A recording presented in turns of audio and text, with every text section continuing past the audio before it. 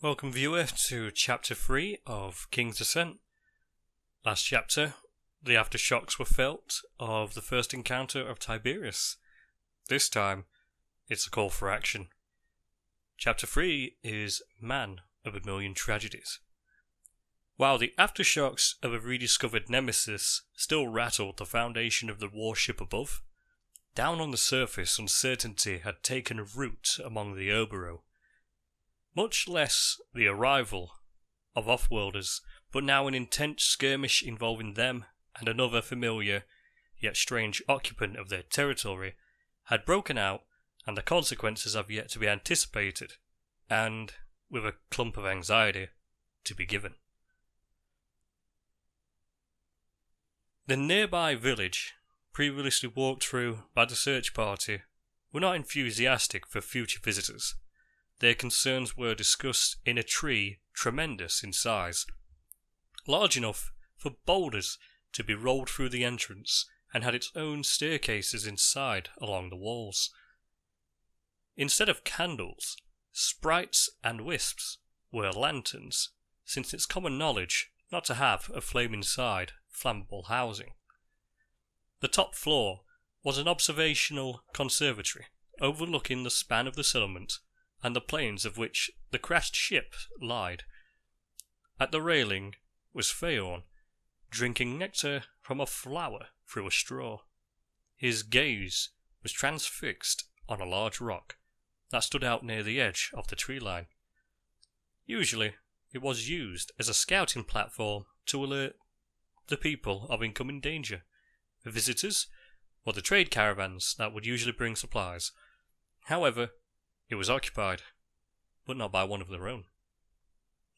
Faeorn knew who it was, observing the man known as Tiberius from the balcony.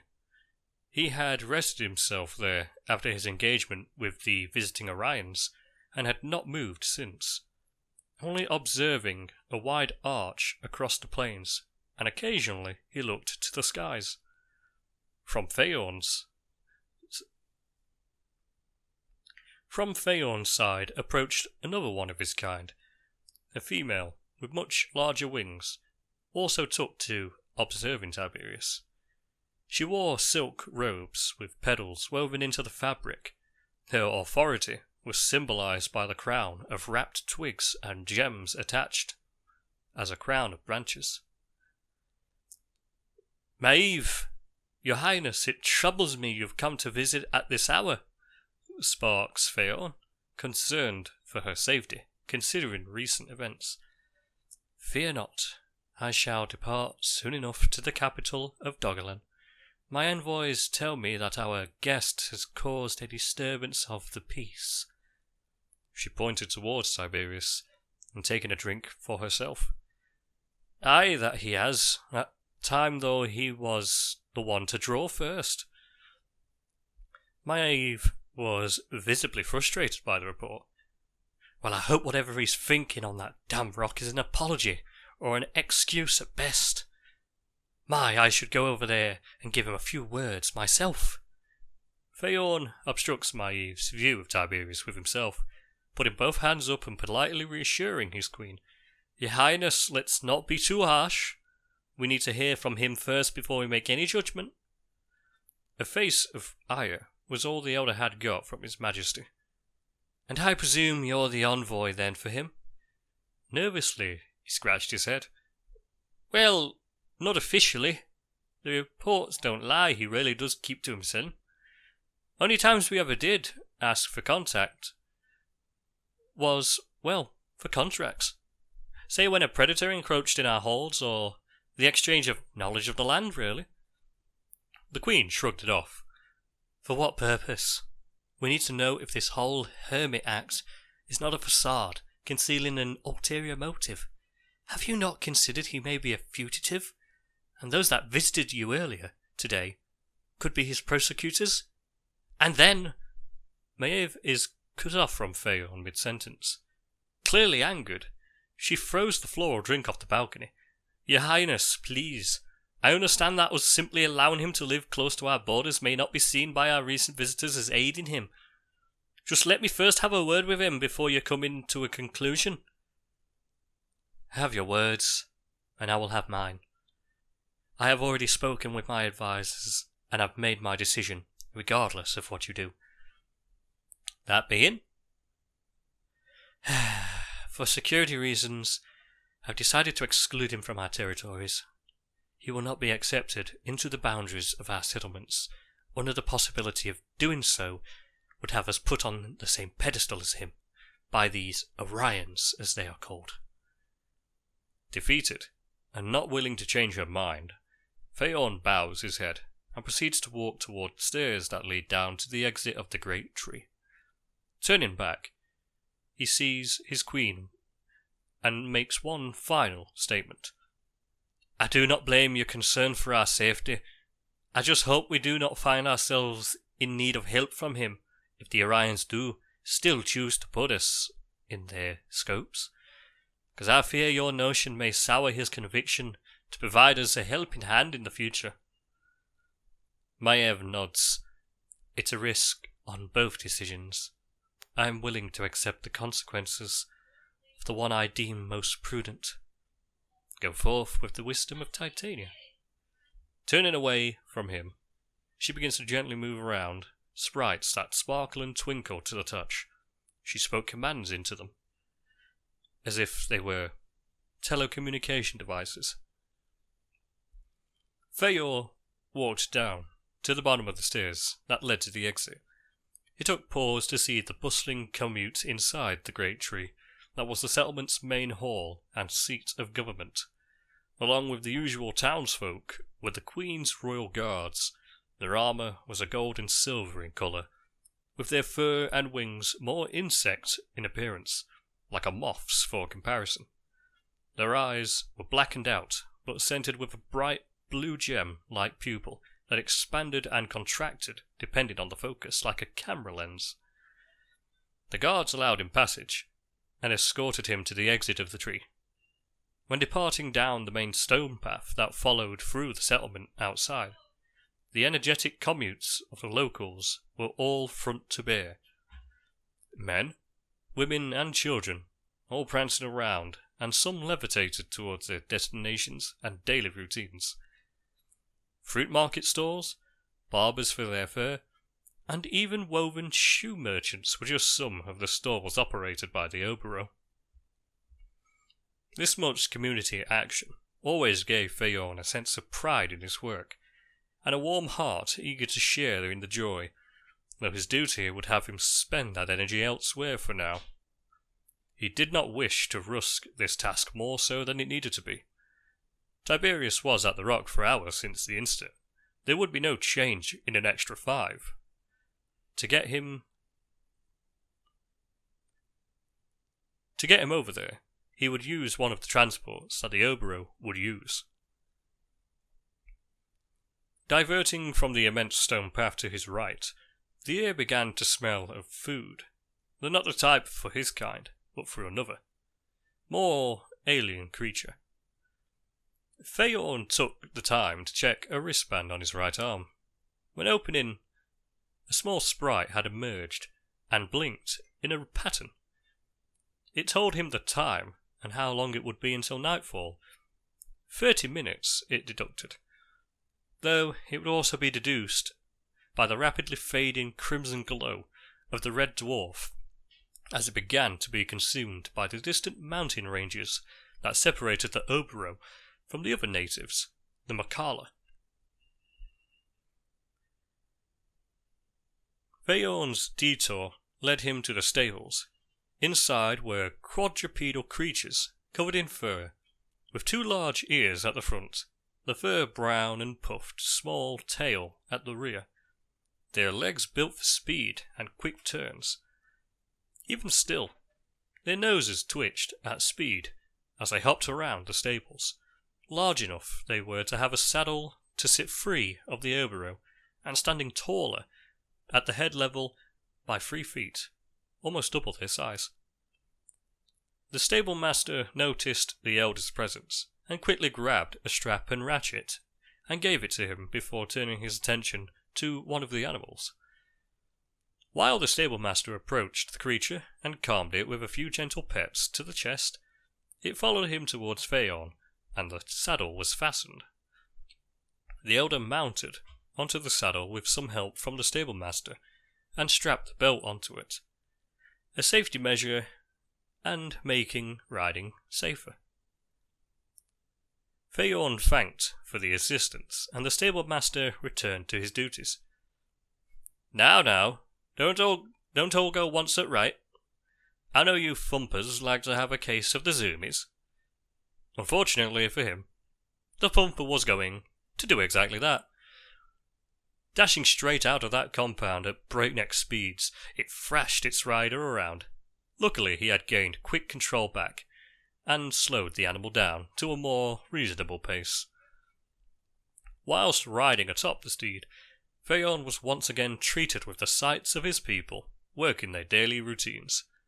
This time, farmers tending to huge flowers and crops that stood twice as tall as they. Small ravines diverted the needed water for both the crops, livestock, and the townspeople that depended on them. Younglings played in the grass with spherical balls of fur that seemingly floated alongside them, and fetched sticks that were thrown. Odd indeed. Faeorn, however, was troubled. Seeing all these people reminded him of his responsibility as their elder. While he shared power in the settlement's council, he was the highest position of them, and the responsibility was now more than ever, and it was crucial to their well-being. Finally, he sped up the pace, racing past the border of the Elbro territory and towards the lining of the trees. He could see the silhouette of the rock with Tiberius still sat upon it. As he drew near the tree line, the thumper had grinded itself to a halt. Its nose twitched rapidly, and its body was almost frozen in fear. Its instincts had all but overridden the command Faeorn had over it, as it threw him off. The elder quickly unbuckled himself before his mount bolted backwards towards the confines of the tree line and the village. I can't say I blame you. I saw him in action, much less sitting there, menacingly, whispering to himself. Lacking motivation himself, he stirs what is left to walk towards his acquaintance. Making his way ever closer, he had a sense of anxiety in the air. Every cell in his body wanted to split up and scurry away in any direction that led from that destination. Yet, he felt every step was a journey itself. Eventually, the elder was behind Tiberius, still facing the stars. It puzzled him. His memory serves well that Tiberius would have at least noticed his presence earlier. Carstal, 35 years of age, if going by the memories of his birthday celebrations. 3 sons, now fatherless. The wife divorced him because of joining the Orion military. Tiberius muttered to himself, holding a blade of foreign design with blue blood still glistening in the light. Faeorn was visibly confused. He asked for clarity. I'm not familiar with that name. Should I be? Tiberius still pondered the blade, not even turning to look him in the eye. He responded in a rather gritty tone. No. He was the one of the 2 I killed earlier. I needed to see how much of an impact his death would make. It would seem I may have 3 vengeful sons to add to the ranks of my enemies in the future. There you go, speaking in riddles again. I get you can read people and certain objects like a book, if you get a hold of them, but try to stay in this plane of existence for a minute now, would you, laddie? Tiberius froze the blade, though with very excessive force. Faeorn watched it fly further and further away until it became a speck in his vision, and sticking itself into the metal of the distant ship. 4 seconds later, a loud clang was heard. Tiberius swiveled to face Faeorn, with a laid-back posture, carefree in light of recent events. I see you're in better moods than before. And you gained a few pounds there. Both looked at each other in awkward silence until both started to chuckle, quickly turning into all-out laughter. Well, there's sass in you considering your mercenaries an escapade. Quite frankly, that display gave me and my queen a very big scare. Oh, so that was your queen I saw. Considering her attire and from what I see of your people, I guessed well then. Leaning back against the rock to look back at the stars, slowly coming into view with the fading lights, he rested once more. Faeorn was shocked. The demeanour of Tiberius had rapidly changed since the incident. He could sense an aura of unease, like his guest was trying to avoid the subject. Cautiously, he pressed on. Now about the Orions that visited before they finished the statement, Tiberius had kicked himself to a standing posture, looking down onto Faeorn in the blink of an eye. Dust from the rock had been kicked up from the gust of air as a result of the rapid movement. Looking into Tiberius' eyes, Faeorn was almost overwhelmed. The relaxed face Tiberius once had now morphed into a tense and stern visage. The anxiety Faeorn had felt had intensified in an instant, and he couldn't hold himself together anymore, turning back to run to the tree line. Unbeknownst to him, Tiberius's mood had swung to one of shock himself, transforming immediately to shame and regret. Faeorn, I'm sorry, come back! He cried out. Luckily, it worked. Faeorn turned back and walked towards Tiberius, still in a state of shock. He manages to pull himself together and speak. I'm sorry for mentioning them. I guess you have a history? Tiberius had froze before looking off into the distance, staring at it with a single blink of his eyes. He hadn't blinked since the mention of the word Orion. Yes, I do, he muttered in a hushed tone. More than I'd like to share. Not even to me? I was, after all the first to greet you on this world 2 years ago, mate. Not even to you. I am thankful for the sanctuary you people provide me here, though it doesn't take a fool to understand what I have recently done has soured both my reputation among your people and raised concerns for their safety. Faeorn nodded. You have a lot of experience in that branch, don't you? Tiberius nods. His pupils dilated, and his feet began fidgeting with the ground. You okay? The elder pleaded. The mood given off by Tiberius was a state of minor panic. Whatever he was being reminded of were detrimental to his mental state. His feathered and toned muscles had veins appearing from him tensing with great force. Fight or flight reflexes were setting in on this man. Faeorn tried to grab his attention again, to no avail. Tiberius had been engulfed by whatever thoughts were crossing his mind. To commune with him again, Faeorn gently touched Tiberius's bare hand. Upon contact, Faeorn begins to tense up in a similar manner to Tiberius, and his eyes began to roll back. His mind was under assault. He felt his own thoughts dissolve and be replaced by visions of strangers in strange lands. Monumental cities, vehicles, and armies of countless numbers fighting each other under blackened skies and crumbling towers. The sounds were of pure, unforgiving and merciless war. Hellish choruses of anguished cries and virulent slurs accompanied the deafening cannons, weapons of immoral lethality ripping apart their targets with brutal efficiency. Blood was more prevalent here than any other substance combined.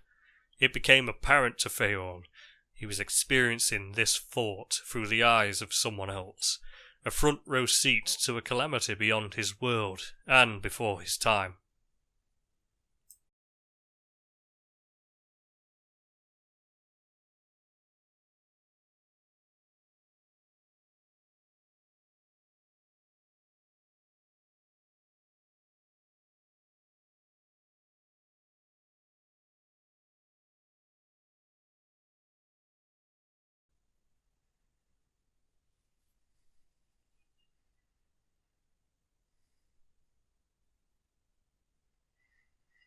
An armoured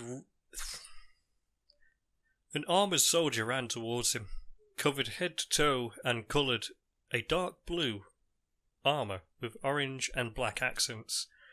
He carried a gun that Faeorn could not imagine him ever being able to lift, much less fire, in addition to a sheathed broadsword. He had worn a helmet that was ridged at the top with a full faceplate, topped with 2 slits representing eyes. 2 small antennas came from the side where the ears would be. "My king! They've gotten in the evacuation tunnels! They're dying down there!" yelled the man in a pained way. His helmet could not hide the despair in his voice, nor the blood trickling from his waist. A familiar voice calls back, "You're hurt! I'll get in there myself!" It was Tiberius.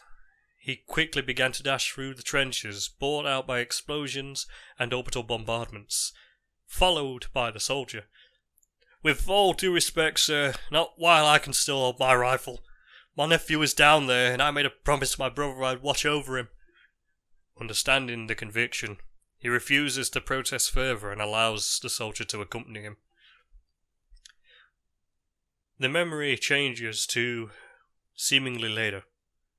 The tunnels had been reached, but the entrance blocked by a pile-up of cars and corpses, both friend and foe. Still sprinting without pause, Tiberius shoulder-barged through the rubble, knocking everything out of his way. From the shadows in front of him, more soldiers had joined up at this point. The tunnel was blacked out as the lights above were shattered or cut off from their electricity supply. But not even the dark could hide what misery lied within. He hadn't seen it just yet, but the sound was not subtle. A massacre was occurring.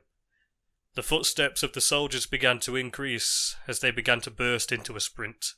So fast, they even overtook Tiberius, slamming cars aside and not losing momentum doing so. Some even jumped well over 30 meters to avoid the pile-up. The darkness of the tunnel would be illuminated as they approached the junction.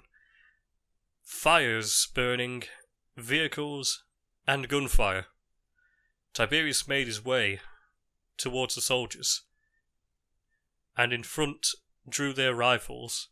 They all began firing. They were as loud and ferocious as their size. Bullets bored straight through the vehicles that their targets took cover behind, a red mist the only thing a discerning their appearance. Tiberius made it around the corner, and his heart wished he never did. His vision was filled with people fleeing for their lives. The lucky ones made it past him and made for the exit they created, being escorted by the rear guard. Those that fell behind were at the mercy of their pursuers, who seemed to know it not of its meaning. The enemy soldiers became lit by the fires, black and crimson armour, their badges a hand holding out to golden stars in a red circle. Tiberius threw himself right into the fray. He picked up a car and began to flatten his opponents with it, even throwing it to take out rows of them as if it were bowling pins in an alley. The gunfire back and forth was too much, forcing some of the civilians to throw themselves to the floor in an avoidance to be hit. Tiberius had noticed specifically a small boy crying near a truck, making a dash for him, and neared him. He began to reach out his hand, and a stray bullet took off the hand of the young boy. The boy was crying in agony and pain, even seeing his bone torn from the flesh, and a second bullet ricocheted off the truck and struck a pitch-black puddle. Fuel. The sparks ignited the fuel in a chain reaction, and had reached into the tank, and burst into flames, accompanied by a multitude of explosions that wrung Tiberius's ears and knocked him off his feet. He quickly got up in the desperate attempt to rescue the kid. Back to his feet, his vision was engulfed by the visage of that child. I got you, he reassures him. Grabbing the boy's other arm near the truck, He had been blinded by his desperation to save the child, but he had not realized it was too late. Dragging the boy was met with a gut-wrenching, blood-curdling cry of pain. The boy's skin was a charred black from the flames that had engulfed him. The skin had peeled away from Tiberius's hands as he so desperately tried to pat the flames off the boy. Panic ensued from both him and the kid. "Stay with me! I'm getting you goddamn out! I need a fucking medic over here!" The peril faced by Tiberius became irrelevant. Even with his shoulder on fire and being struck by bullets that his plasma shield reflected upon impact, he only wanted to end the boy's suffering and save him. The medic had arrived by leaping through the flames, and took one look before trying to pull Tiberius away. "It's too late! It's too late, my king. I'm sorry. You gotta get out of here," he said towards him. Though Tiberius protested, he shoved him aside and tried to head back to the kid. He was met with other soldiers that started to drag him away towards their lines.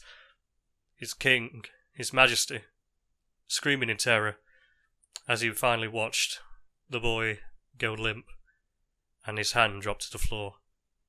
There was no more tears or pain. There was only release of death. The vision and his hearing had begun to fade before everything went black. He saw the trooper that was wounded before, that led him to the tunnels, drop to his knees. He could only hear one word cry out in despair. "Adonis!" Snapping back to reality, Faeorn jolts away from Tiberius's hand. Regaining his composure, he rushes in front of the still shivering man, looking up to see a visibly distraught face staring blankly onto the horizon. Having little options to think of in the heat of the moment, Faeorn took flight with his wings to place himself at face level with him, which jolted him out of his state of paralysis from his arduous memories. Still shaken, chest and back heaving from rapid, chaotic breathing, pairing with the rapid eye movements and tensing of his muscles, Faeorn realized Tiberius was having an anxiety attack from the memories he had briefly shared with him. Even though he wasn't there, it still pained him to see someone who mere hours ago struck utter panic into fully trained and equipped soldiers to be also himself in such disarray. "Look at me. Look at me. Look at me. Breathe. Breathe. Calm down." Holding his hands out, slowly and shifting his body language to be as non-threatening as possible. Faeorn had taken a gamble, knowing one wrong move may trigger an unwanted instinctual response, most likely a violent one towards him, most likely resulting in his death. He was slowly trying to reel in a man whose strength would snap him like a twig, and it frightened him. Luck was on his side. Tiberius began to slowly reduce his breathing towards a normal state.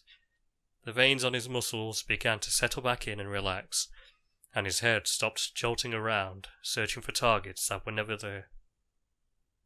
He rested himself back onto the rock, arms and knees resting his forehead on them. Faeorn took out a bottle containing the juice of their native flower and offered it to Tiberius, who accepted it and drank in a single gulp. The sweet, sugary aromas from the mixture of herbs and nectar provided a relaxing syrup to warm the tongue and throat, the fumes of which climbed up to the back of his nose and briskly cooled his sinuses, relaxing him even more to where he began to lay on the grass nearby the rock and looked up to the stars. "You saw it, didn't you?" he asked. "I did, laddie. I'd like to forget that I ever did." He placed himself near Tiberius, sitting down on a log. "Seems our visitors have brought back memories, not good ones either." Tiberius nodded, biting down onto his lip before speaking again. It's a long sequence of one massacre to the next. When they came for my race, it was nothing but war. No thought of an armistice or ceasefire. To them it was a contest. How many of us could they wipe out? He turns his head towards the wreckage of the ship. Now they've found me, and it all comes back to haunt me. But this time, there's nowhere to run. So I only have one option. Faeorn interrupts, speaking with a forceful tone. I fear I know your plan, and this is exactly why my queen has denied you access to the Obero territories. We simply cannot, and will not, endure being caught in the crossfire. Tiberius chuckles, annoying the elder. What's so funny? After seeing what's in that head of yours, why would you laugh at such a prospect? The rock beside them was still within arm's reach to Tiberius, who proceeded to casually slam it with the back of his hand, shattering it into multiple boulders that rolled down the hill behind. Don't mistake my laughter for lack of caring.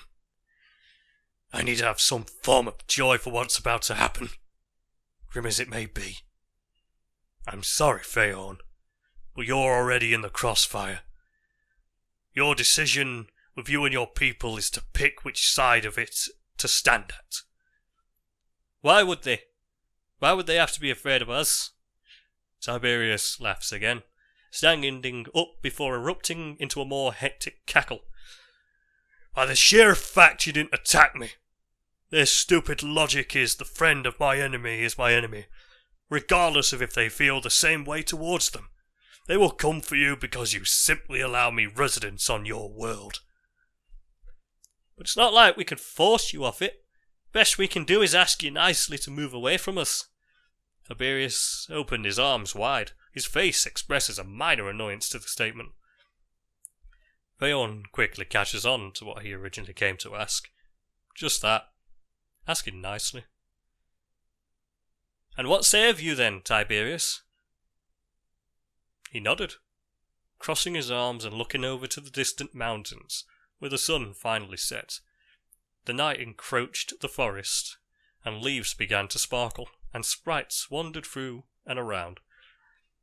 Patterned, furred rodents and other forms of fauna began to glow with the grass as the bioluminescence of the natives began to activate, including the fur patterns of Faeorn and his wings.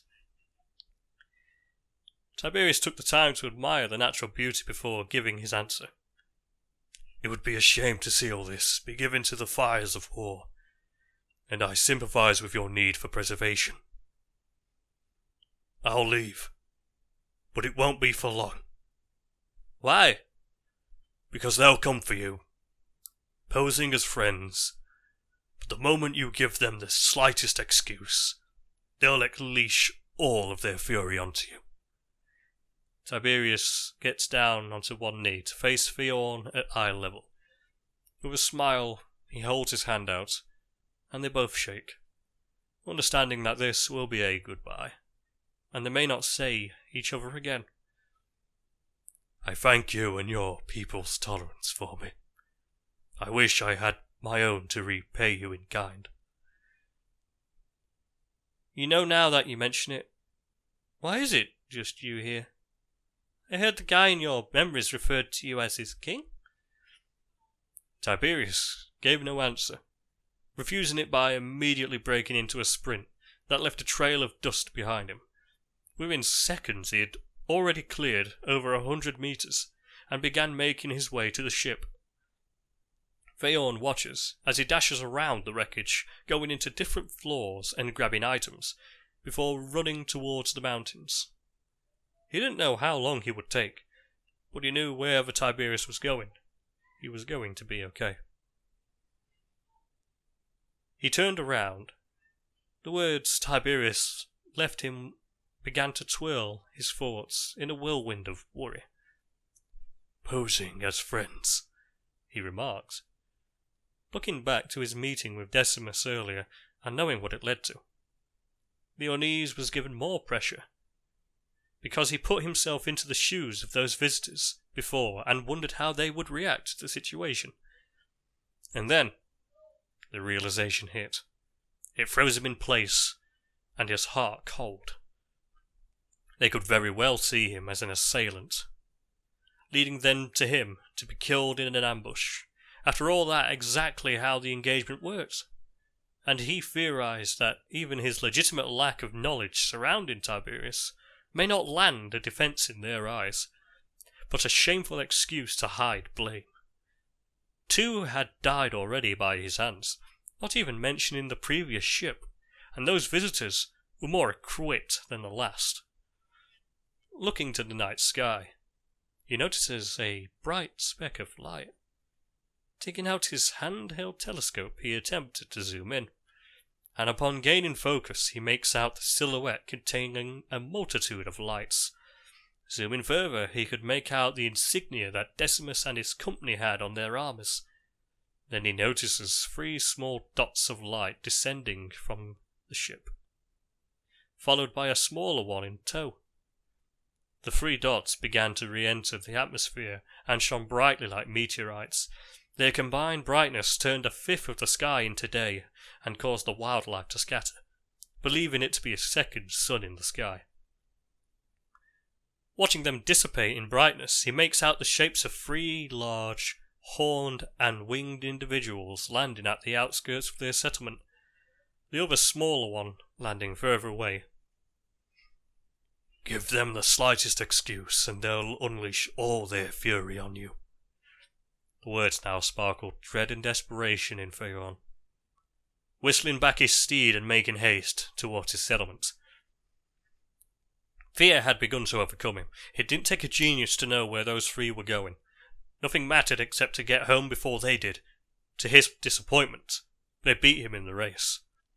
No stopping at the stables and heading to the town square, where the citizens began to flock to get a closer look at these gigantic visitors, the largest beings they've ever seen in their lives, something that would be talked about for years to come. He could see the 3 giants towering over the trees and huts of the settlement, making his way through the crowd gathered on the streets and reaching the town hall, positioned at the square, centered by a fountain of a 4-winged insect. Maeve, the queen, had placed herself on the stairs leading up to the town hall to address these visitors. The 3 of them kneeled and moved their heads further down as a way of making communication easier, since from that distance you'd probably have to shout. "Welcome to our planet. You must be the superiors of your previous visitor Decimus. I bid you a good fortune and stay here. I am Queen of the Oberon, Maeve."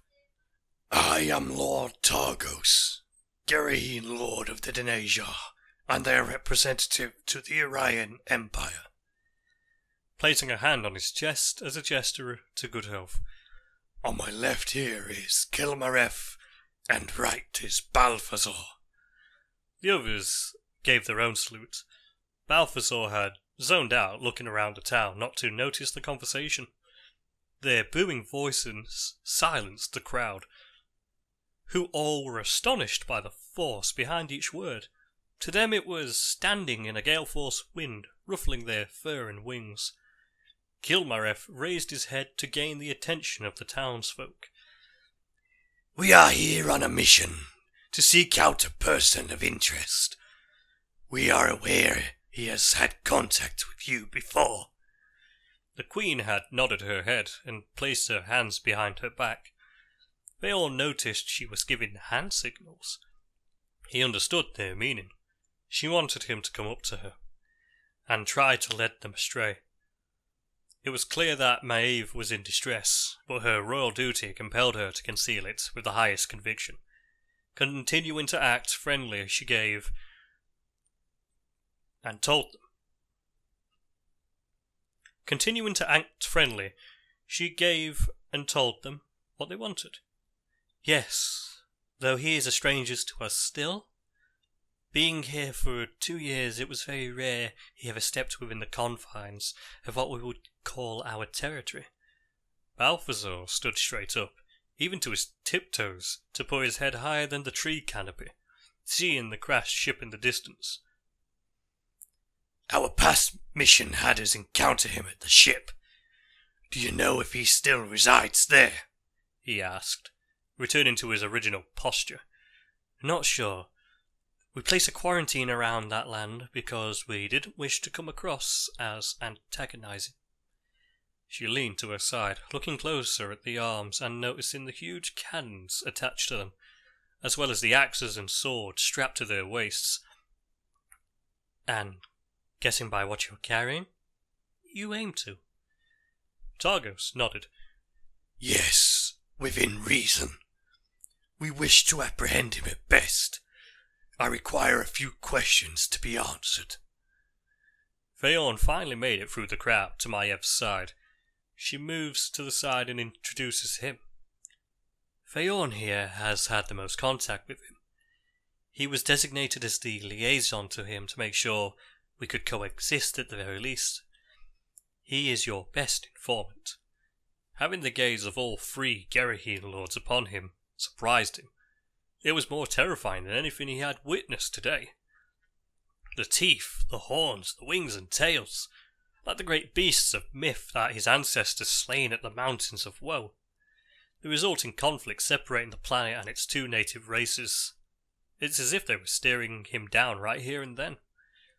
Targos, with a plain expression, Kilmareth with one of intrigue, and Balthazar one of contempt. Kilmareth moves in front of Targos and brings out a scroll, unfolding it and reading its contents. Do you officially have military alliance with him? No. The only time we have called of him for anything related to military matters were to protect our town from encroaching in predators or moving boulders out the way of collapsed pathways. Kilmareth nods, noting it down. Has he ever requested goods relating to transports or means of leaving the planet? No.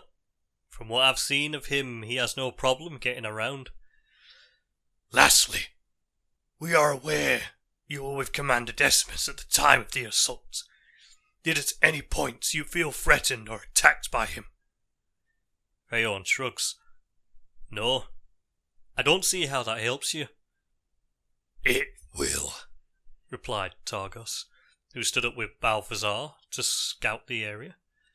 Lastly, since the incident, have you made contact with the one known as Tiberius Sorren? No. Considering what he is capable of, I wasn't chancing it, especially wanting to know why just as much as you. Maiev interrupts the questioning.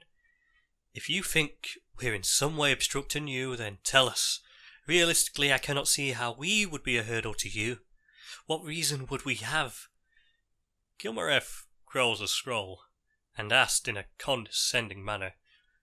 You don't know of us. You don't know how we work, so I'll put it in a way you'll understand. The Geraheen outstretches his wings, each wingtip reaching the breadth of the town square surrounding trees. We're here because your guide here led the ship's commander to a death trap, and we're sent in good faith you were ignorant to his prejudices and seek to correct those mistakes. Stepping forward to look straight towards Faeorn, his head almost touching him. Where were you just now before you got here? You appeared to be in a rush from somewhere, and in the direction you came leads one way. He pointed towards the wreckage of the ship.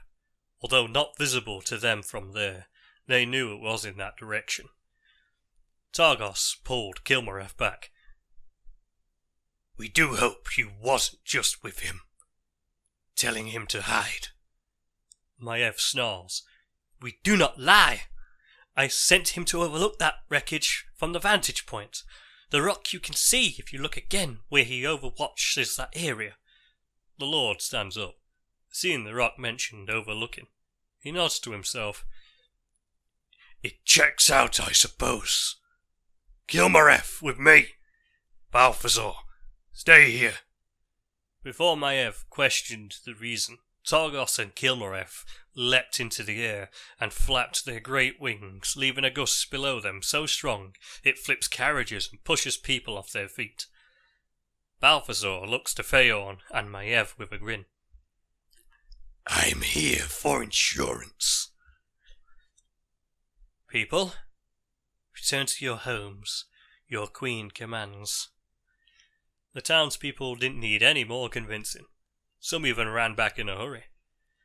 Balthazar, inquisitive to the reason, sarcastically utters, Worried about something?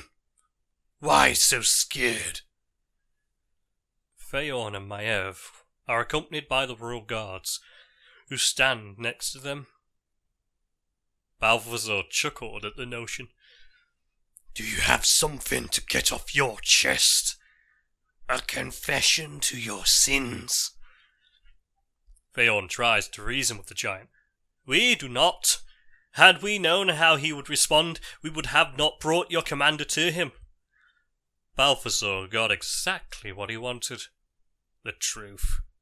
Or at least, what he thought to be the truth. Maiev tried to reassure that statement. I banished him from our territories in the light of our recent events. I desire no part in this. Go about your business, but leave my people out of it. Balthazar shook his head. You lied just now. Didn't you tell Kilmaref that you didn't contact him since? Of all the mistakes Her Majesty had made, this had been the most dire, and possibly the last. The Gerahine erupted a roar of raw anger to the skies. It was so loud it shattered the glass windows and caused everyone to grab their ears and fall to the floor in pain. In the distance, Targos and Kilmaref heard it and was seen turning back around from their initial flight path. You foolish little insects! Befriending that monster was your second worst mistake today. Trying to crush us is your first. The royal guards threw their spears at the beast's head. One struck into his black scales, with the others bounced off. Without even a flinch, Balthazar removed it and impaled the one that threw it. Maiev and Faeorn quickly fly into the town's hall and ascended up the large set of stairs to hide. Outside, Balthazar lets out a deafening laugh before spewing out a stream of fire from his mouth, igniting the town hall from the first floor, and the fire already beginning to spread throughout. Targos and Kilmaref had landed. Balthazar, what is the meaning of this? Demanded the leader. Targos, you dimwit! They lied to you! That little shit led you on a cold path! Drawing his axes, he looks to the panicking townspeople. If he's been told to hide, time to draw him out! The other two looked to one another. Enraged by both the deception, they drew their own weapons and began to indiscriminately destroy buildings, livestock, and citizens alike. Tails whipped, axes strung, and cannons fired, slowly but steadily turning the settlement's trees into a raging forest fire. The town's alarm sounded, and all that could hear it ran to make a break anywhere away from the Gerahine. Balthazar was exceptionally delighted, spending all his efforts butchering anything that moved, while Targos and Kilmaref focused on destroying buildings, even allowing some to flee. Balthazar, however, leaped in the way and bathed them in fire and laughed maniacally to dry out their cries. In the town hall, Faeorn and Maiev focused on organising evacuation. Real fucking genius, Faeorn. Not now, your majesty. You can have all the time to sentence me to whatever justice you see, but fit now, we get everyone out. Rushing to the balcony and shoving the doors open, he signalled with a wave for the townspeople that made it inside to fly towards the clearing, to take shelter in the ship, betting that the Gerahine lords couldn't breach its hull, let alone fit inside. The smell of the smoke was engulfing the top floor. Through the stairs to the other 5 floors below were nothing but flames and burnt wood. Maiev takes her chance to fly out while Faeorn remained inside to make sure everyone else was out safely. Without warning, The tree began to crumble. At first he thought it was due to the fires weakening the structure. How he wished it was, as the hands and face of Balthazar ripped through the opposite walls. End of the line, maggot! Opening his mouth, revealing a glow of his throat as fire was ready to erupt. As Faeorn stumbles on the floor, he is in shock, seeing the Gerahene Lord's eyes widen in fear and throat dim. A gust of wind from behind him is met with a man flying through the balcony's opening, and slammed into the head of the beast, striking with enough force to knock him onto his back. Get out as many as you can! I have some scores to settle, the man yelled. Turning to reveal himself, it was Tiberius. He came back. Faeorn flew from the balcony and around the town. He shouts over some of the citizens to him and directs them towards the shipwreck before hastily searching for others. Back in the tree, Tiberius stands, hands tremoring before clenching into a fist, his face a deep frown and teeth bared as Balthazar stands back up, shaking off the blow. Staring each other in the eyes, the beast laughs, shouting the other two over. Targos, Kilmareth and Balthazar all have their weapons drawn, wings sprouted open and their fury balanced on a knife edge. The room appeared to have fallen quiet, time freezing as they all anticipate the first move. A burning leaf falls between the three. As it hits the floor, all hell broke loose. And with that, Chapter 3 is ended. I do hope that this is a prelude to the more action that I hope to reward you with. Subscribe to my channel for the updates. Follow me on Twitter, or even DeviantArt for whenever I decide to draw. But above all else, feedback. Really want it, I really do. Constructive, please, because I really want to make this more and more better as time progresses. Thank you very much, guys, and I hope to see you in next Chapter 4, where the action is finally about to happen. I believe, it is time to put conflict into the Book of Conflict.